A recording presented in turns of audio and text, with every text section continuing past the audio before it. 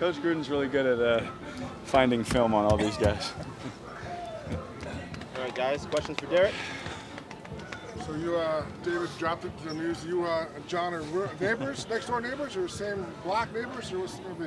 We are next door neighbors. Next door. We will be, yes, but that's for the future. But yeah, that'll be fun.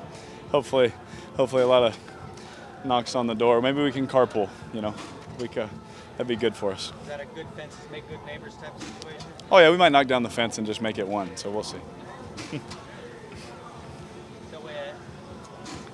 JJ Nelson seems to have and kind of seen a lot of passes. Yeah. I know I don't want to compare him to Antonio Brown of the talent or anything like that. Huh? Would you say that he kind of fills in kind of a void as far as their skill sets go? Oh, of course. You know, JJ, and they're two different guys, like you said, two different players. But one thing you can't coach, man, is that speed. I think we've all seen JJ, man, that guy. You know, I'll never forget the first go ball I threw him. I thought I overthrew it, and I left it short about 3 yards. And I was like, my gosh, dude, this guy.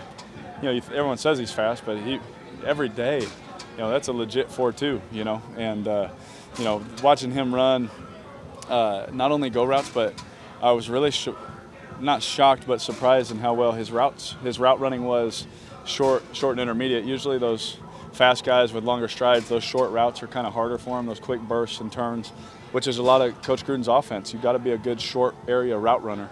And he's been able to do it great, and I think Coach Gruden talked about it and hit on it, how much he's been impressed with him and his ability to not only just be that fast guy on the team, but just play receiver, and just the added bonus of his speed. John yesterday said, Derek, that getting a little bit frustrated with Antonio not being able to be here and not participating. But you guys had a huge offseason together. Yeah. When and if and when he does come back, how quickly will you guys be able to pick up where you were, or is this important time that you guys are missing?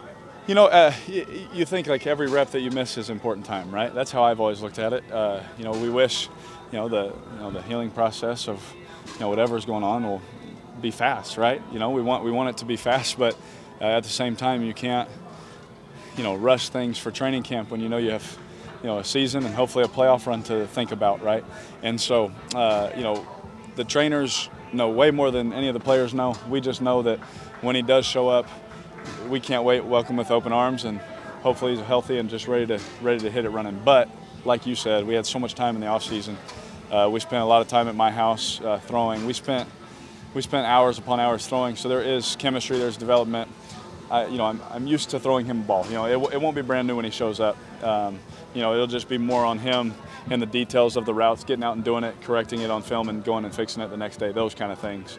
But besides that, the timing aspect, the meat and potatoes, so to speak, of what we need, it's there. But just those details when he gets back are what we'll iron out. You didn't seem to miss a beat when he was out there for the walkthrough before practice, and then when he did after practice that day, it seemed like he was good to go. It was awesome, right? Like routes on air was good timing. I'm always hard on my ball placement. We hit.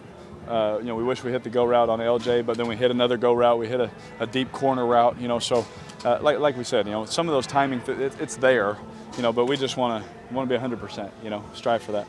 I'm guessing you follow him on Instagram. You saw the picture he had of his feet on there that night? I do follow him, and me and Ever actually just talked about it. I didn't even see the post, so I've never lied to you guys. I did not see it, but it's not good. It's not good? No. Don't tell me that. Don't tell me that. No. I might throw up. I don't know. We mentioned how fast that JJ. I got you. Sorry, go ahead. When you see Tyrell make like that little toe tap in the end zone, are those plays that you like make a mental note of, and like your trust meter goes up a tick, or it's just practice? Are those things that you? No, you're right on it, man. That's what goes on in my head. Cornerback one-on-one. Let's find out. This is the time to find out, and he's consistently done that. I think everyone that's been at practice has seen. Tyrell is not just a number 2 receiver. He can easily take that featured role and, be a 100-catch, 1,000-yard guy, And the fact that we got him is a blessing, man, especially with the feet thing that's going on. Having Tyrell is nice. To be able to throw that guy to you. I think you guys remember Andre Holmes, how much I loved Andre, right? How many times I threw the ball just one-on-one, deep 50-yard, like just chucking it up. Hey, make the play because he did it 100 times in practice. And so I think what we'll see is, the more times he's making that play in games, one-on-one down the field, you're going to see me just let it rip. Hopefully Farvish, not as Farvish, maybe not 3 guys on him, but more calculated, I guess. But he's a guy that you definitely flick a switch when you see a certain look and you saw it happen in practice. Oh yeah, here you go, buddy. Here's your chance. And I tell my receivers every day, I'm always going to give you a chance until you prove me wrong. And then once you prove me wrong, it just won't happen again. Because that football is just way too valuable to give to the other team. You mentioned fast JJ looks, and I'm following up on Tyrell. Yeah. He doesn't look like he's going that fast, but he's pulling away from guys. And you notice yes. he just kind of glides. That's one thing we worked on is when you first start throwing him routes, him and Darren Waller are similar. They have such long strides, and it doesn't look like they're really trying that hard. It's just effortless for them.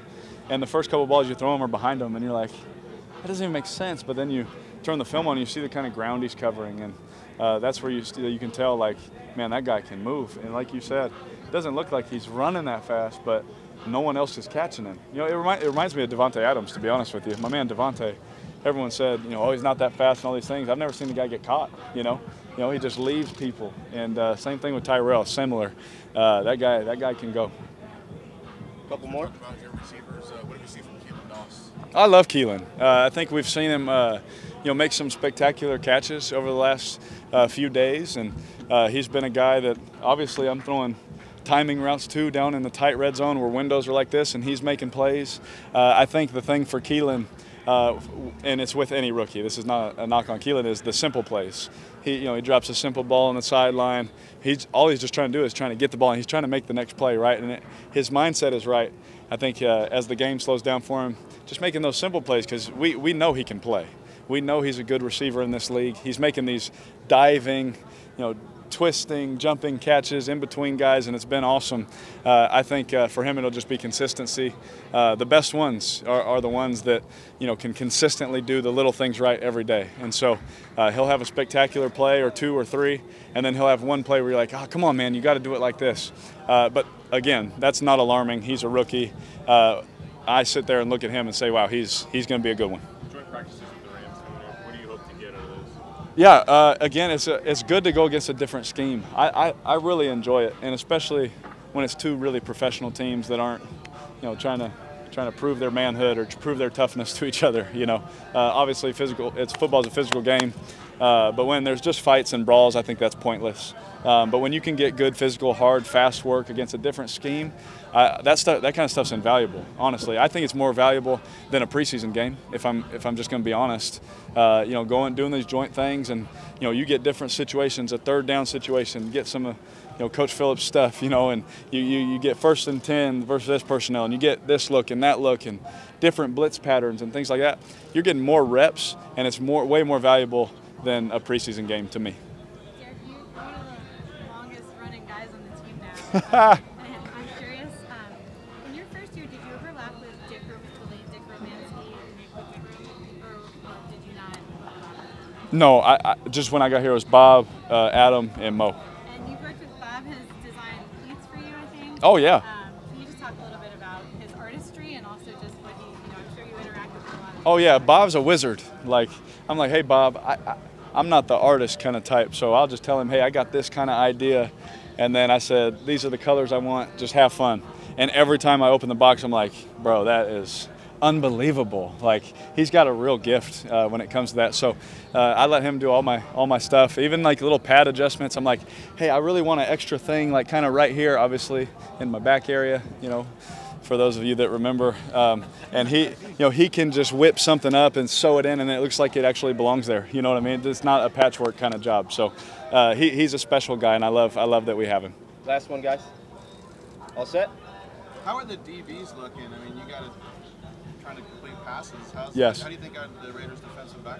Who's impressed me is those 2 young corners that we drafted, Isaiah and Trayvon. They're really impressive.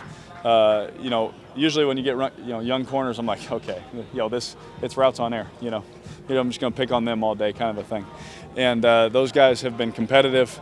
They ask me questions. One of my favorite pictures is actually there's a picture of me and Trayvon sitting over here, and he takes 5 minutes, just like, hey man, talk to me about this route, what you're thinking, what you're seeing. And that doesn't happen very often. So those guys have been impressive. Worley's always, I think, been a good player playing against him in Carolina. You know, and Conley is, you know, everything that we all think that he is. You know, we just hope that he can stay healthy and, you know, show it on the field, because, you know, we all think that he's a pretty darn good corner. He's made a lot of plays. We just, you know, like anybody, you know, we just want to see him the whole time, you know, because Conley, he could be a lockdown guy for us, and that would be huge for, I know, Coach Gunther and their scheme. Thank you, everyone. Thanks, guys. Thanks, Derek. Yep, thanks. Yep, thank you.